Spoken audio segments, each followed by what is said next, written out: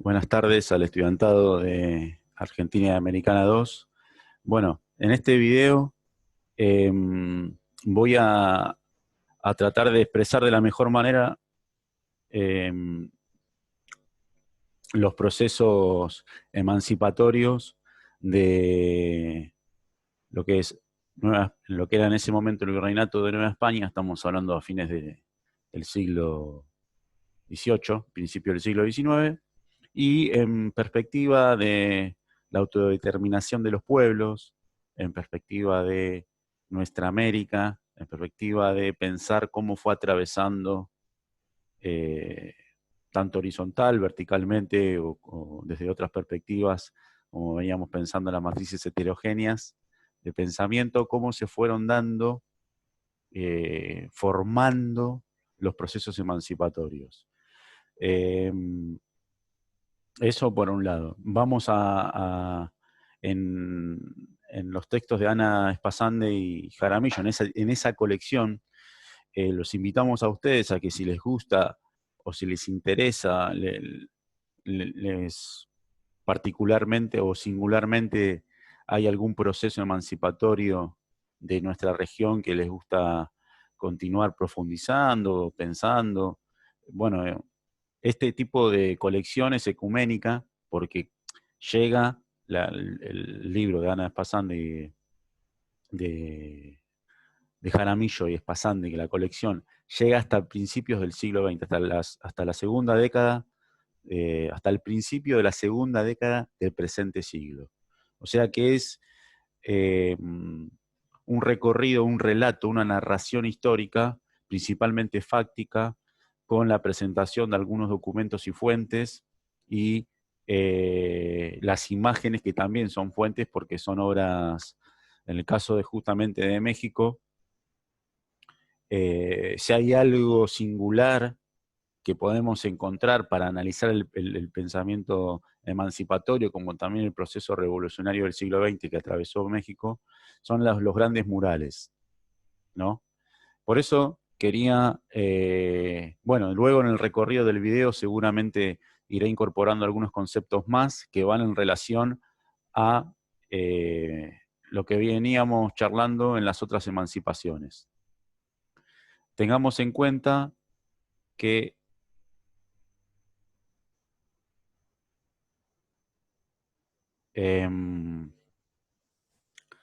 la conquista de México y luego la colonización, esos dos procesos, se vieron muy bien expresados en ciertas obras artísticas. Aquí yo estoy presentándoles un mural de Siqueiros. Este mural, bueno, no hace falta que lo relate, yo se los presento aquí, van a encontrar, ¿no?, los sujetos históricos del genocidio, de la invasión, del exterminio, material y simbólico que atravesó México.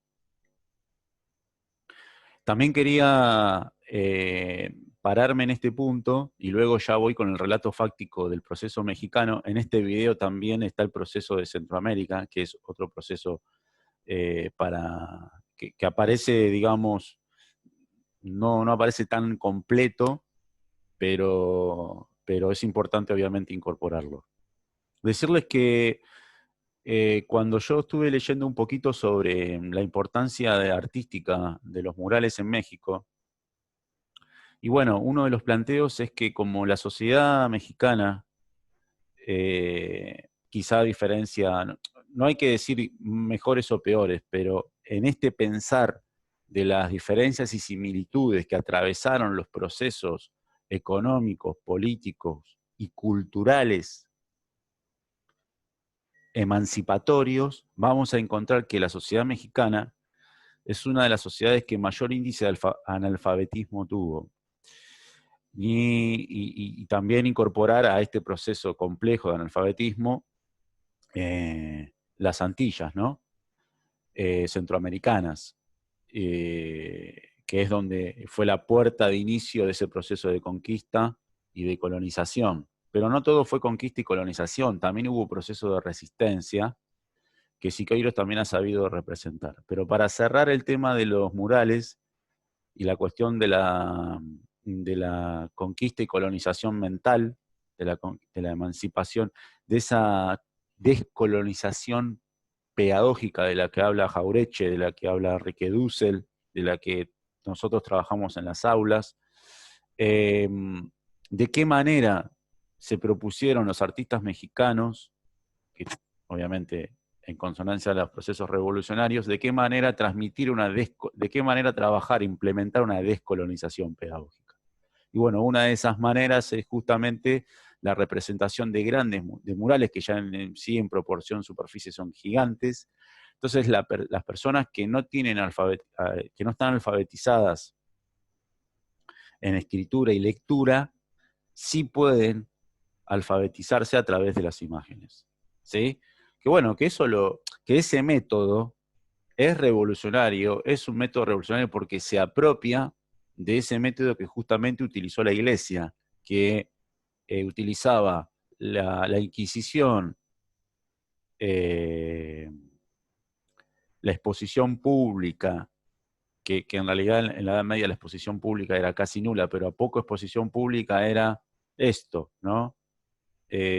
Colgar o prender fuego a aquella persona que represente algún problema a los intereses de los grandes feudos. Eso mismo se implementó, ese mismo método se implementó en Norteamérica, que no hay un número exacto de cuántos millones de indígenas, o sea, de pueblos nativos, en total la población cuánto murieron, y gran parte de eso se lo llevó México, ¿no? Es un número enorme. También tenemos la cuestión del esclavismo, que eso va más relacionado a las Antillas.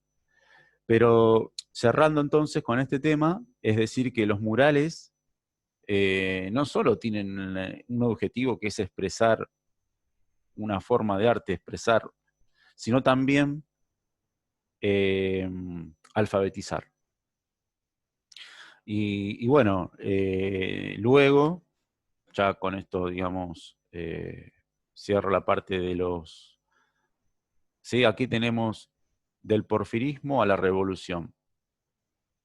Esto ya es en el proceso revolucionario del siglo XX. Y bueno, invito a que puedan ver estos murales, porque incluso Eric Hobsbawm, marxista inglés, conjunto con la escuela que conformaron con Edward Thompson, cuando en la versión americana de su libro Historia del siglo XX, la portada es un mural de Siqueiros, que es una mujer que está sujetada a cadenas y que con su grito está como rompiendo esas cadenas, ¿no? Y esa mujer no solo tiene, digamos, esa obra no solo tiene una representatividad de género, sino que justamente es la representación, ¿no? de la libertad, de la independencia, de la soberanía, como decía, como se trata hoy en términos semióticos, la autodeterminación de los pueblos. Nosotros elegimos, nosotros decidimos, queremos decidir sobre nuestra sociedad, sobre nuestro continente. Así que bueno, eso era como una apoyatura. El texto de El Atlas Histórico de América Latina y el Caribe, en este tramo, que es el que voy a desarrollar ahora, el texto lo divide como en algunos, entre 5 y 6 grandes títulos, que va La Junta de 1808, El Grito de Dolores, que es Hidalgo y la transición hacia Morelos, Francisco Xavier o Javier Mina y Agustín Iturbide. Y cierra con todo el proceso, incluso el proceso revolucionario, hasta la presidencia de Guerrero en 1829. Entonces, bueno, obviamente cuando hagan el resumen de la lectura, bueno, la recomendación es que puedan hacer una línea de tiempo porque es mucha la información, pero es como que los procesos, por eso lleva esos títulos, yo pensando en la autora, los autores, por qué pusieron esos títulos, y bueno, hay como, digamos, todo el proceso, la estructura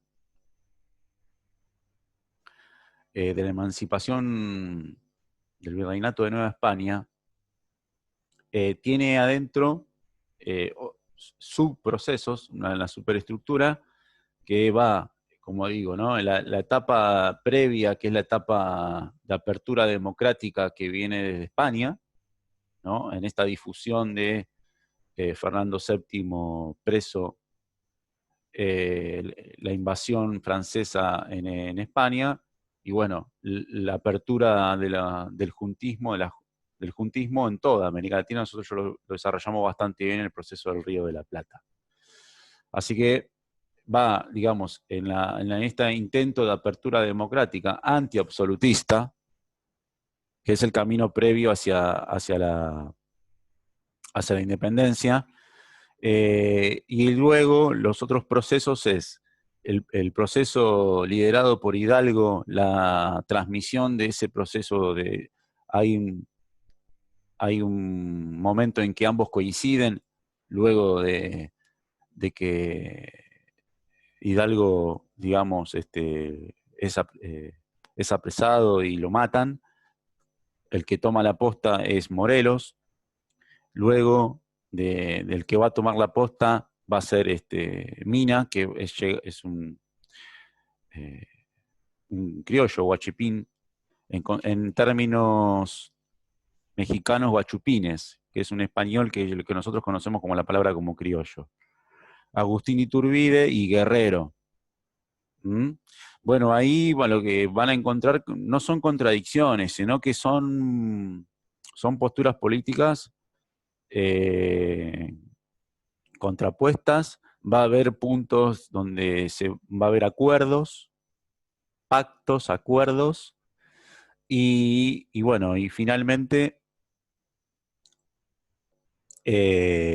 no se logró el proceso profundo iniciado en los ideales de Hidalgo. Principalmente estamos hablando de la expropiación de tierras eclesiásticas, la abolición de la esclavitud y también la quita de los tributos indígenas.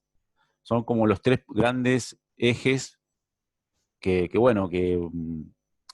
van en relación a las cuestiones que presentábamos con Aníbal Quijano, ¿no? La cuestión de la tierra, la cuestión de la propiedad, la cuestión de las relaciones de poder, y las cuestiones y las coyunturas políticas. Pero volviendo un poco a decir que, bueno, que el proceso que cierra Guerrero tuvo intención de germinar definitivamente las ideas de Hidalgo, pero que lamentablemente el proceso revolucionario no se terminó de completar. Va a haber un momento en el cual va a haber federalismo y centralismo. Pero bueno, no me quiero adelantar. Entonces, tenemos en un primer momento, 1808, principio del siglo XIX, el proceso de la Junta en 1808. El virrey en ese momento era José Iturrigay. Tenía audiencias, tenía la audiencia, bueno, a través del cabildo, y estas audiencias, estos cabildos representaban a los representantes mercantiles, mineros, y la conformación de ejércitos y de la universidad. Va a haber un golpe a la Junta, apoyado por el Consulado de la Ciudad de México, ¿no? Quienes eran representantes de esa todavía Inquisición. Y bueno, luego la restauración del orden absoluto, ¿no? En esta coyuntura, 1808, va a haber entre 1808 y 1810 tres virreinatos, tres virreyes.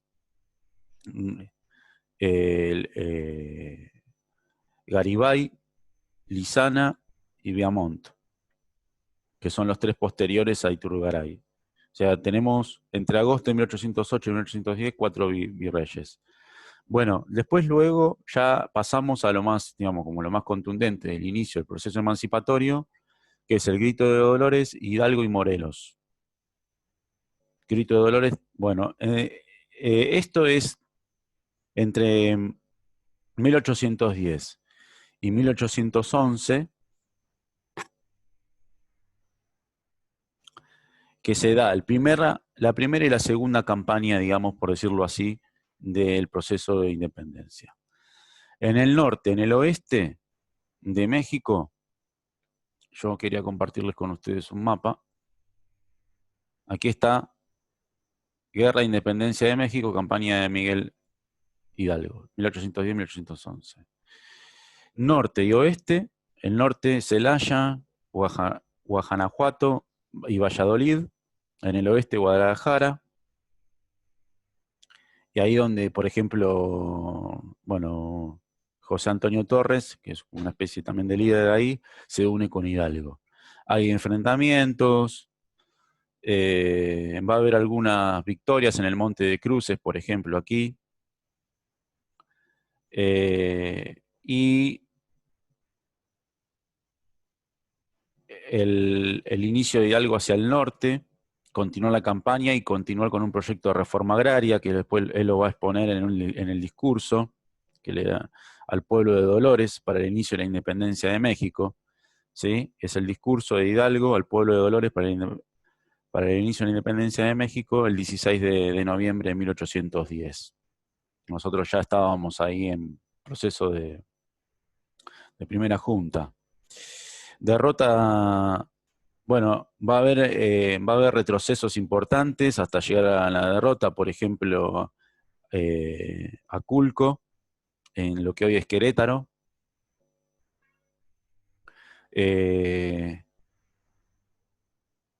A pesar de eso, Hidalgo conforma el primer gobierno insurgente en Guadalajara.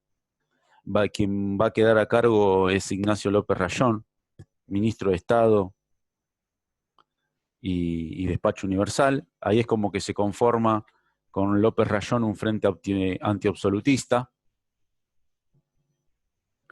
Se conforma este frente antiabsolutista.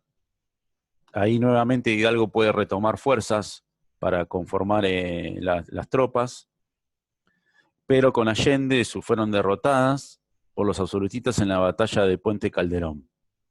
Como siempre, ante alguna derrota de los postergados, de los marginados, de quienes buscan la revolución, siempre hay alguna traición.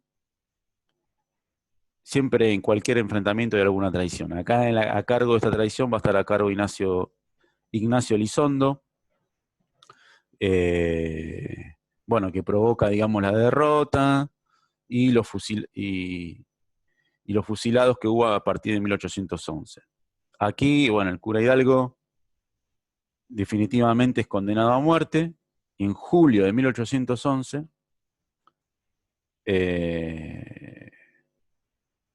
Bueno, fue ejecutado y su cabeza fue expuesta en las jaulas de hierro de Ondinga, de Granaditas. ¿Qué son las jaulas de hierro de Alodinga? Son mercados públicos, por eso hablaba de la permanencia, de la continuidad de prácticas y métodos de exterminio, ¿no? Porque esto es un exterminio en sí, y ese exterminio es público, es inquisición pura y llana. Estamos hablando de nuestra América, principios del siglo XIX. Luego de esto, comienza una guerra de guerrillas. Es medio complejo hablar de guerrillas, pero siempre que hablamos de guerrillas estamos hablando no es en la ciudad, es en el ámbito rural, en la ruralidad, utilizando como herramienta de combate los propios recursos que da la naturaleza. ¿Sí? Bueno, ya es conocido, ¿no? La guerra de guerrillas. Principalmente en Guanajuato, Valladolid y Guadalajara, quienes toman ahí la posta van a ser justamente Ignacio López Rayón, quien había quedado a cargo políticamente de ese frente absolutista junto con Hidalgo. Ahora que ya no está Hidalgo, quien toma la posta y transmite, bueno, Hidalgo le transmite esa posta a Morelos, y Morelos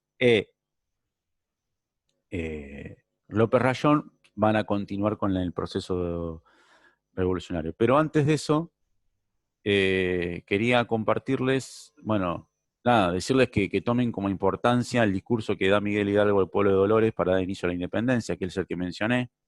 ¿Sí? La causa es santa y Dios la protegerá. Aquí es importante el tema de la fe como parte del proceso revolucionario, no de la iglesia como institución en sí. Los negocios se atropellan y no tendré por lo mismo la satisfacción de hablar más tiempo ante vosotros. Viva pues la Virgen Guadalupe, viva la América, por la cual vamos a combatir. ¿Sí? Llegó el momento de nuestra emancipación. Ha sonado la hora de nuestra libertad. Bueno, es un manifiesto de arenga precisa para salir al combate. Por eso hablaba de la posta, ¿no? De la transmisión. Ahí tenemos entonces, vuelvo, Ignacio López Rayón junto al sacerdote Morelos y Pavón, que era un mestizo, que van a tomar el mismo programa que Hidalgo, y también van a intentar incorporar en este frente antiabsolutista representantes de la pequeña burguesía. Vicente Guerrero y otros más. Quería compartir con ustedes las palabras de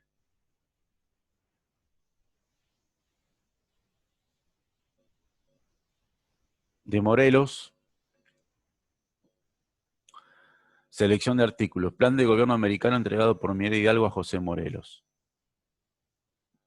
El americano que debía cualquier cantidad al europeo se le perdonará en virtud de la confiscación de bienes, se le quitarán todas las pensiones y gravámenes a los que nos tenían oprimidos, se quitará el gobierno a todos los guachupines que por efecto de la revolución han perdido el reino, son los criollos, y se pronuncian a favor de Fernando VII, ¿sí? Como paso democrático anti-absolutista, en este caso.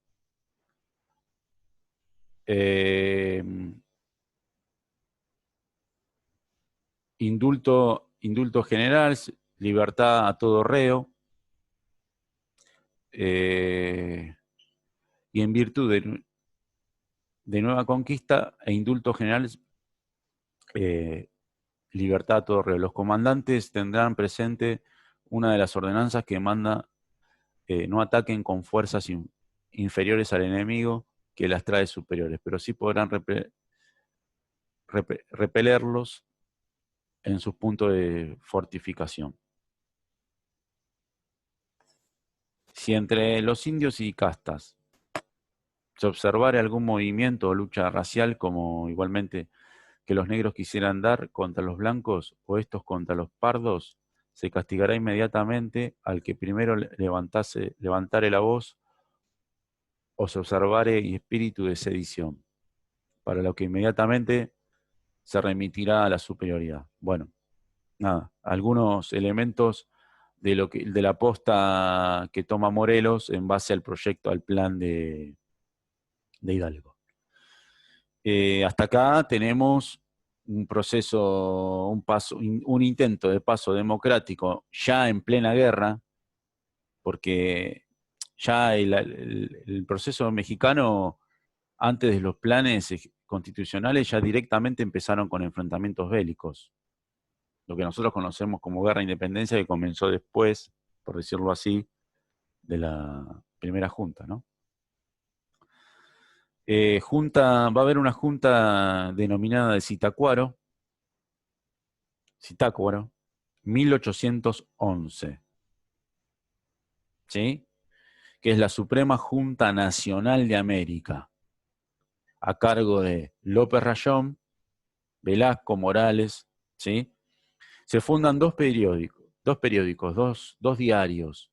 Esto de la emancipación, ningún pueblo puede tener emancipación sin si no tiene apropiación de la palabra, de difusión, apropiación de los medios, de lo que hoy sería medios de comunicación. Forma parte de la autodeterminación de los pueblos. Y el otro diario es el Semanario Patriótico Americano, ¿sí? La Gaceta de Buenos Aires. Recuerden que en los otros capítulos hay un mapa que presentamos de esta misma colección, donde figuran todas las ediciones de diarios de nuestro continente, que todos esos luego pasaron a ser diarios oficiales de los procesos emancipatorios. Lo cual acá también se relaciona un poco con lo que quería mencionar respecto a la expresión del arte, y que esto forma parte también del proceso cultural. Unidad 1, José Hernández Arregui, revolución cultural. No hay una revolución sin descolonización. Vuelvo entonces, 1811, ¿cómo continúa esto? Y bueno, desde el sur Morelos inicia una segunda campaña, triunfando en Lapa, bueno, y dividió su ejército en 3 columnas hacia la ciudad de Cloata.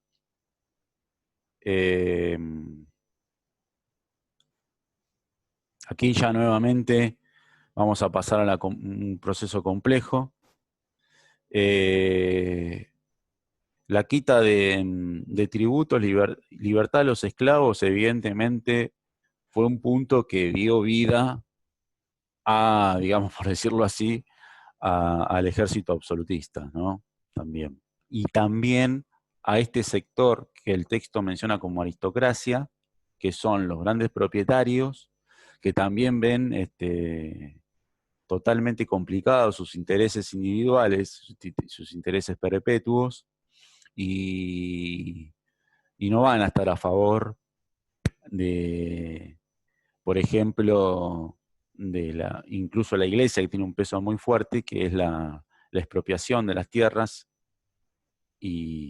o podríamos decir, volver a dar origen a las tierras, ¿no?, que se apropiaron los españoles. Así que acá entra en juego esta interna, bueno, los 2 caminos de Mayo, podríamos decir, ¿no?, en México. Línea de tiempo, tenemos entonces, ya había en 1812, dice Morelos, la soberanía, cuando faltan los reyes, solo reside en la nación. Interesante. Yo lo leo, esta frase la anoté para compartirla con ustedes, porque justamente habla de nación, la cuestión simbólica. Bueno, ya a partir de 1812 comienza la tercera campaña, que es la tercera campaña independentista, en este caso a cargo de Morelos. La tercera campaña, bueno, que se logra tomar el ejército parte de la ciudad de Oaxaca, principal región del azúcar y granos, importantísimo, porque ahí está el caudal de la producción de riqueza. Con esta victoria el ejército de Morelos logró controlar la mitad del territorio de Nueva España, la mitad, nada más y nada menos. Ahí obviamente también comienza un proceso, un retroceso, a partir de la cuarta campaña, ya continuamos ahí a 1813, toma el fuerte de San Diego, con objetivo siempre de llegar a la Ciudad de México. Morelos planteó reemplazar la Junta por un Congreso. Acá empieza la diferencia con López Rayón, que se opone, porque lo consideraba, dadas las derrotas que habían tenido, ese retroceso que había habido entre 1813 y 1814, López Rayón consideraba que reemplazar la Junta por un Congreso no iba a ser bien visto, o no era un buen camino para continuar con el proceso revolucionario.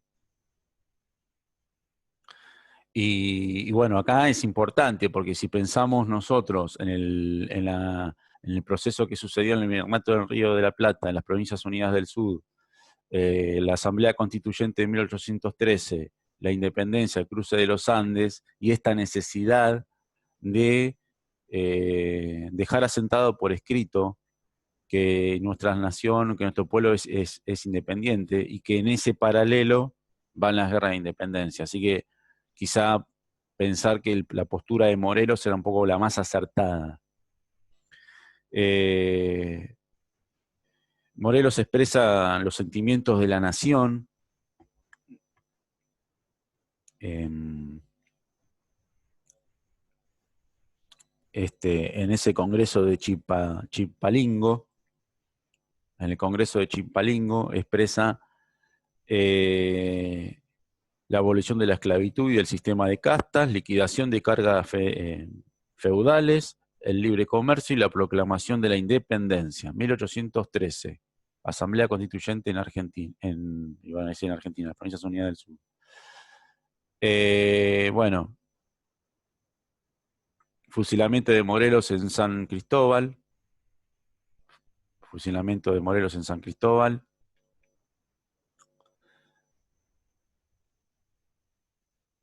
Iturbide, que ahora va a aparecer, va a empezar a jugar este sujeto histórico, y el mural de Hidalgo en el Palacio de Gobierno, ¿no? Esta forma realista de la representación, ¿no? Los caídos detrás que hay detrás de Hidalgo.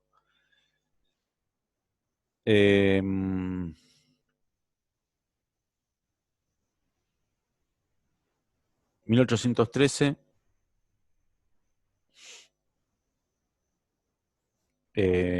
seguimos con Morelos, el Congreso decreta la abolición de la esclavitud, como decía, y sanciona en noviembre la declaración de la independencia.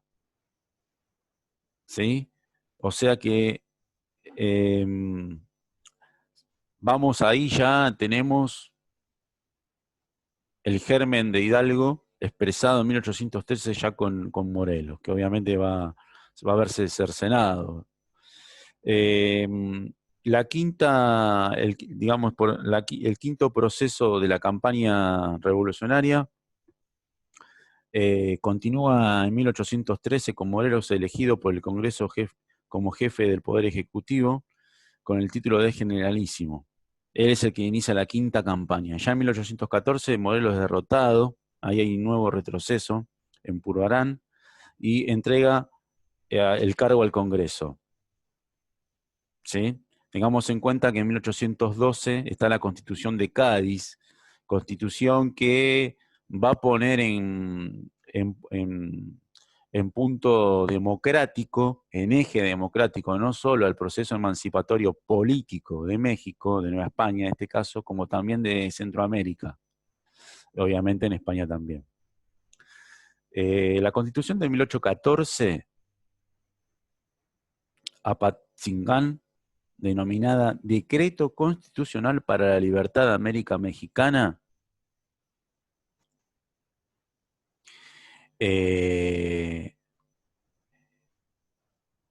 ya, digamos, la dificultad es que, digamos, es un punto jurídico de independencia, pero es un retroceso en la cuestión social. ¿Por qué? Porque no toma los dos puntos principales de Modelo Hidalgo, que son las medidas sociales. Entonces, por eso,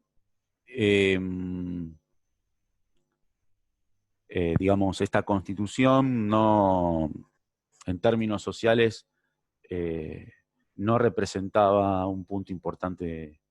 Pero bueno, era un inicio hacia un punto democrático. Igualmente está claro que con digamos, con la derrota de Morelos y su ejecución y muerte, se cierra se cierra un nuevo proceso, se continúa con otro en el proceso más complejo revolucionario, que es al mando de José Javier de Mizna,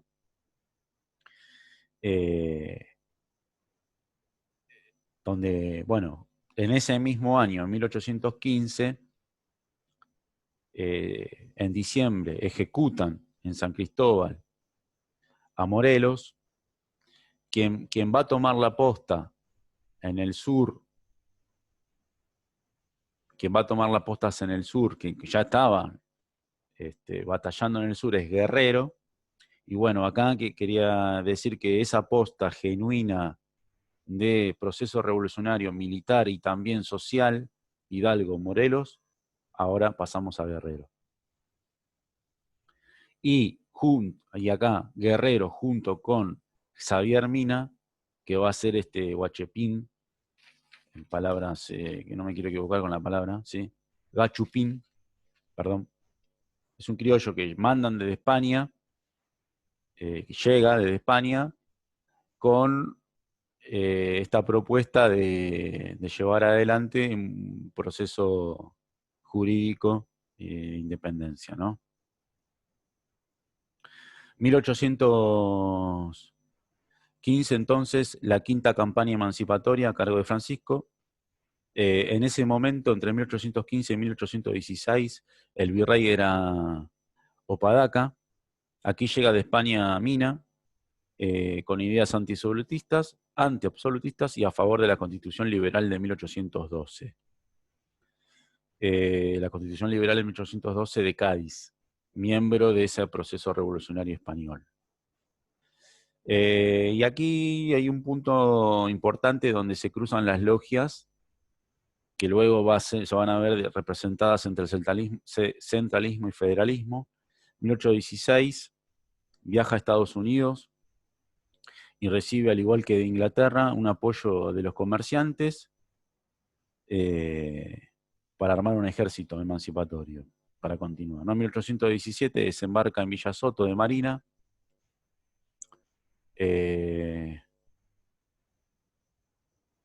Aquí está. Soto de Marina, esta es la campaña de Mina, ¿sí? Y más al sur es la campaña de Guerrero. Mina, fuerte, toma el fuerte del Sombrero, Dolores, Guajanuco, León y Fuerte de Remedios. Este es digamos, la campaña de Xavier Mina. Las victorias, hubo avances militares, obviamente, y la derrota. El virrey Apodaca logra retomar el proceso militar hacia el absolutismo cuando sitia y toma el fuerte del Sombrero. O sea que hay un avance, pero luego se retrocede cuando Apodaca logra tomar el fuerte del Sombrero. En 1818 se conforma una campaña más completa y la campaña de Mina, ahí se incorpora Guerrero y conforman, digamos, además de constituir el Supremo Gobierno Provisional de México, conforman un ejército en tres partes, en tres regiones: Acapulco, Valladolid y Chilapa. Acapulco y Valladolid ya estamos hablando más en la región central y sur.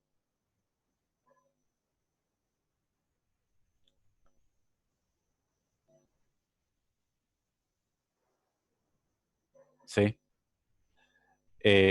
Central y sur. 1819,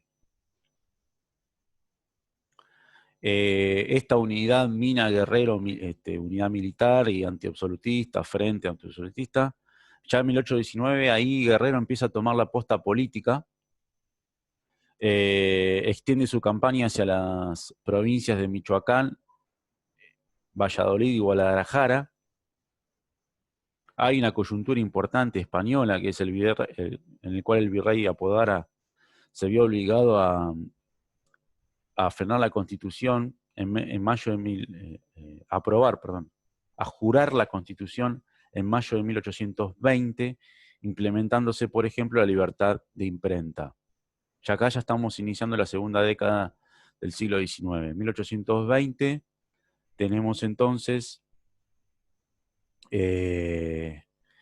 la revolución liberal en España, que coincide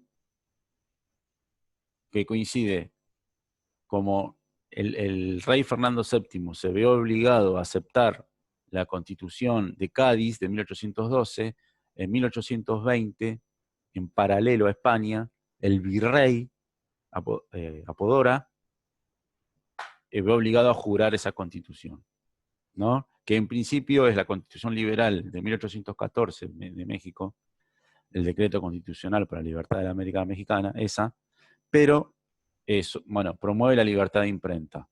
Algo que ya igualmente ya se había implementado en la Junta de Zitácuaro, con Morales, ¿sí? 1812. Continuamos entonces. Continuamos con este proceso bastante complejo, pero enriquecedor. La Revolución Liberal Española, a cargo de Rafael Riego, que obligó a Fernando VII a jurar esa Constitución de 1812. Bueno, aquí está la cuestión económica. Las Cortes en Madrid, perdón, en julio de 1820, iniciaron una reforma eclesiástica que suprimió el fuero eclesiástico, justamente, y ordenó la venta de los bienes raíces de la Iglesia. Algo nodal en el proceso económico y cuestión social de México. Hasta acá tenemos en México las fuentes que son: en 1810 la proclama de la Nación Americana de Miguel Hidalgo. 1812 el primer proyecto institucional para México, independentista en abril. 1813 los sentimientos de la Nación de Morelos. 1814 esta Constitución, el decreto constitucional para la libertad de América Mexicana. Y aquí ya con Iturbide a la cabeza, comienza, bueno, se desarrolla este proceso liberal, antiabsolutista, constitucional en México. Bien. Cuando en 1820 fue la metrópoli la que planteó reformas liberales democráticas y comenzó a consolidar la posibilidad de dictar una independencia. Agustín Iturbide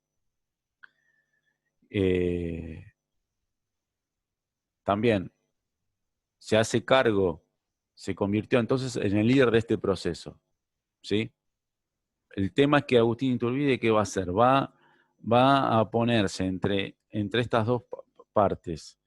¿Quiénes? Sectores antagónicos, ¿no? Esta aristocracia que estaba a favor de un proceso democrático, pero no estaba a favor de, por ejemplo, en retroceder en sus bienes raíces, en la cuestión de la propiedad. Y del otro lado, los sectores populares del liberalismo popular a cargo de Guerrero.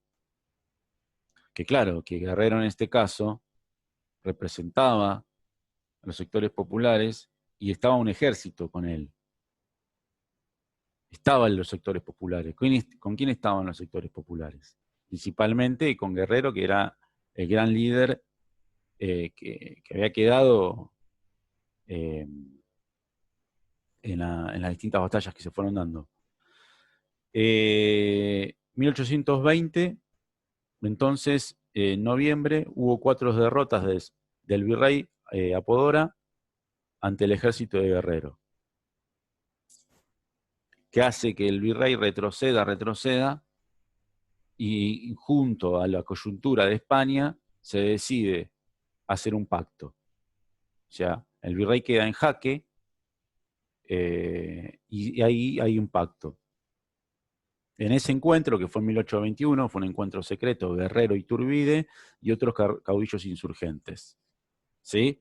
Iturbide, ya el virrey prácticamente derrotado, bueno, ahí van a tener que hacer un pacto entre estos sectores antagónicos que recién mencioné. Bueno, acá ya encontramos las primeras diferencias. En febrero, entonces, 1821, está la proclama del Plan Iguala, que tiene 3 garantías. Y va a ser entre el liberalismo democrático y este liberalismo conservador. Y esos 3 puntos es religión, unidad e independencia, que son esas 3 garantías. En lo que es la religión, va a haber permanencia de privilegios y bienes de la Iglesia. Cuando se habla de unidad es este frente político antiabsolutista, Pero, cuando hablamos de independencia, es una monarquía católica independiente de su metrópoli, más la Constitución de Cádiz de 1812. ¿Es una revolución? ¿Es un proceso emancipatorio? Bueno, es un proceso emancipatorio más hacia el ámbito democrático. La cuestión social, solamente la eliminación de castas, y la cuestión económica, la defensa de la propiedad privada. Entonces, por eso, es por eso es ese pacto, ¿no? Pero, en definitiva, no es un avance a esas ideas seminales de Hidalgo y Morelos. 1821, en agosto, el proceso continúa con el Tratado de Córdoba, que es la ratificación del Plan de Iguala, con una monarquía constitucional, soberanía e independencia, un consejo de regencia con 3 miembros, entre los cuales va a estar un tal Donoyu, que estos mismos se van a hacer cargo del ejército trigarante. Aquí está la fuente del Plan de Igualas, americanos, bajo cuyo nombre comprendo no solo a los nacidos en América, sino a los europeos, africanos y asiáticos que en ella residen. Tener la bondad de oírme. Y aquí van los puntos, ¿no? La religión católica, apostólica, romana, sin tolerancia de otra alguna, absoluta independencia de este reino, gobierno monárquico templado por una constitución análoga al país. Habrá una junta interín donde se reúnen las cortes que hagan efectivo este plan. Y acá lo ponen, esta es la fuente, ¿sí? Esta es Iturbide, 1821, ese pacto. Y bueno, si la fuente es de Iturbide y no de Guerrero, y está claro que el proceso ya en la cuestión social sigue opacando, en la cuestión de la revolución, digamos, en términos económicos y sociales. Justamente, este ejército trigarante, bueno, acá hubo un triunvirato. El ejército trigarante representaba a ese consejo ejecutivo de 3 partes. Había un español, como por ejemplo Donoyu, que representaba digamos, los intereses de España, de la España de 1821. Entonces, claro, ese ejército trigarante logra vencer a los absolutistas y en septiembre de 1821 ingresan triunfantes, por fin, en México DF, en la Ciudad de México, nada más y nada menos. Y se declara la independencia del Imperio Mexicano. Medias tintas, no. Contradictorio, bastante contradictorio. Cuando hablábamos de Imperio Mexicano, evidentemente, detrás de ese proceso revolucionario, quienes detentaban poderes económicos, principalmente aristocráticos, y acá va la cuestión de las logias estadounidenses y escocesas, ¿qué intereses había detrás de por qué esta denominación de imperio? O sea, México iba a pasar de ser prácticamente vasalla y esclava a continuar ese proceso siendo un imperio, sin tener, por ejemplo, en el medio todo un proceso de revolución industrial, como ya tenían las naciones europeas. Iba a pasar a ser un imperio, se iba a hacer eso de lo que se estaba independizando. Estaba independizando de un yugo, pero iba a pasar a dominar a otros. Congreso se divide en 2 partes entonces, los iturbidistas y Meyer, este centralismo y federalismo. Por un lado la monarquía mexicana y por otro lado la República Federal. Y acá aparece en el término de la República Federal, Bravo. ¿Quién va a ser Bravo? Como el nombre, como el río Bravo, ¿no? Que es este río que divide México de Estados Unidos. La América del Septentrión detesta a los monarcas porque los conoce. Y lo que debía hacer el continente americano, nuestra América, según Bravo, es adoptarse en ella, ¿sí?, el sistema de repúblicas de Colombia, Chile y Buenos Aires, 1822. Bueno, encuentro de Guayaquil, San Martín, Bolívar, Bueno, están estas ideas de las vanguardias de esta unidad latinoamericana, ¿no? Eso de lo que lo que el Colorado Abelardo Ramos, utilizando una categoría y un concepto europeo, que es la balcanización de América Latina, ¿no? Galasso también toma el concepto de balcanización, ¿no? Partir en muchas partes toda una unidad desde el inicio del proceso emancipatorio. Y ahora lo vamos a ver un poquito más en el relato de Centroamérica. En 1822, en octubre, el emperador disuelve el Congreso provocando una rebelión y se proclama el Plan de Veracruz y la destitución de Iturbide. O sea que el gobierno de Bravo va a ser 1823, va a haber rebeliones en el sur con Guerrero y Bravo, y proclamaron el Plan de Casamata y Nuevo Congreso. Ya estamos en 1823.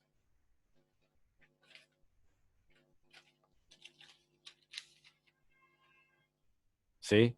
Que ese mismo año es la Convención Constituyente.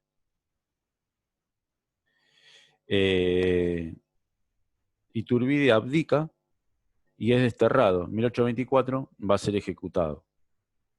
A partir de ello, en 1823 entonces, una vez derrotado Iturbide, ahora sí el gobierno queda a manos de Bravo. Es como ese gran momento que tuvo Morelos o ese gran momento que tuvo Hidalgo. Efímero. Acá va a haber una convención constituyente. Y acá se van a agarrar los centralistas y federalistas. Y acá el análisis que da la autora es que dan los autores, es que los centralistas y los federalistas estaban intelectualmente determinados por la logia, en el caso centralista, yorquina, que fue creada en 1822 con el estadounidense Poinsett, y la logia escocesa desde 1813, la federalista, quienes estaban a cargo en México de la federalista era Guerrero, justamente, por mencionar, y Bravo del lado centralista. Ahora, es contradictorio lo de Bravo, hay que analizarlo, porque él plantea que debe formarse las repúblicas, unir la República de Chile, Buenos Aires, dice, pero hacia adentro él quería era uno de los representantes del centralismo. ¿Cuál es el acuerdo entre estas dos partes? Y bueno, en 1824 va a ser la Constitución de los Estados Americanos, digamos, el elemento final, porque previamente hay un acuerdo en el cual eliminan el plan de Iguala con esas tres grandes garantías, eliminan la monarquía, eliminan la Inquisición, los mayorazgos, la trata de esclavos y el tributo indígena. Ahí está el acuerdo. Ahí podríamos decir que es un gran avance, muy buen avance en cuestiones sociales, la cuestión social. Y se conforma la Constitución de los Estados Unidos americanos. Bueno, el por qué lleva ese nombre va entonces a esta cuestión de la logia yorquina. 1829, ¿cómo cierra el texto del proceso mexicano? Bueno, 1820, pasa directamente a 1829, donde Guerrero asume la presidencia. Luego, previamente hay un conflicto previo, fraude, bueno.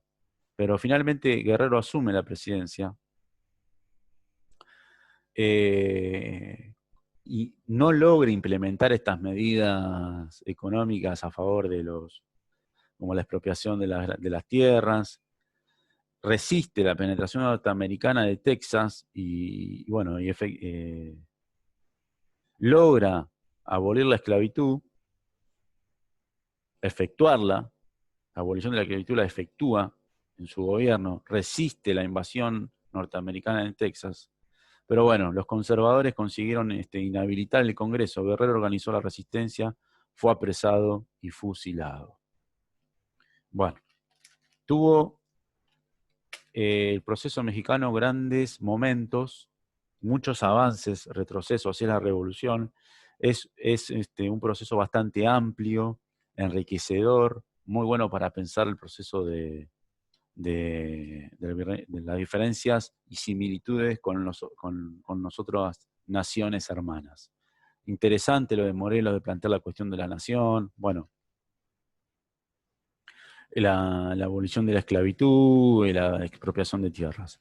Pasamos a la República Federal de Centroamérica. Bueno, la República Federal de Centroamérica, acá yo les quiero recomendar, antes que me olvide, que luego del proceso revolucionario emancipatorio de las Antillas de Centroamérica, es importante que luego ustedes puedan, hay un proceso de intelectuales a mediados del siglo XIX, que va a ser denominada la vanguardia antillana, que es la formación que toma José Martí, intelectual, de los que influenciaron a los revolucionarios cubanos. Revolución de Cuba, Revolución Cubana, José Martí, previo a José Martí, la vanguardia antillana. ¿Por qué? Porque la vanguardia antillana planteaba lo que el proceso centroamericano no logró, que es la federalización. ¿Sí? Aunque digo, la vanguardia antillana es posterior al proceso emancipatorio, pero ellos continuaron con esta idea, aunque el proceso emancipatorio se cerró, parecido a lo del Río de la Plata. Bueno, Artigas, ¿sí? Esas ideas. 1811 hay una insurrección. Bueno, en principio la cuestión geográfica es que la capitanía de Guatemala, que era parte del virreinato de Nueva España, estaba dividida en El Salvador, Honduras, Nicaragua y Costa Rica, que hoy son países, ¿no? Y además la quinta región de la capitanía era Chiapas, sur de México.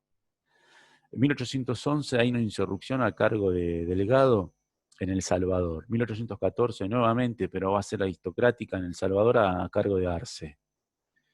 Ya en 1820, con la coyuntura de la revolución liberal de Riego en España, bueno, se va a adoptar esas ideas de dar un paso democrático antiabsolutista. La cuestión social, la cuestión de castas va a estar ahí postergada, similar al proceso mexicano entonces. En 1821, ¿sí? Es declarada la Capitanía General de Guatemala declara la independencia de estos 5 estados: El Salvador, ¿no? Honduras, Nicaragua, Costa Rica y Guatemala.